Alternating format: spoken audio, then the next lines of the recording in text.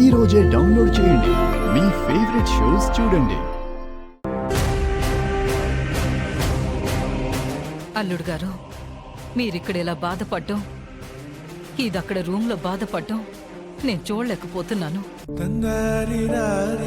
మీ వల్ల తప్పు జరిగుండొచ్చు, కానీ ఆ తప్పు మరోసారి చెయ్యరని నేను నమ్ముతున్నాను.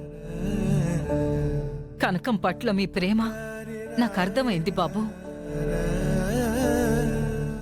ఈరోజు పూర్తయితే ఏ నిర్ణయం తీసుకుంటారోనని నాకు భయంగా ఉంది. అందుకే కనకాన్ని తీసుకొచ్చాను.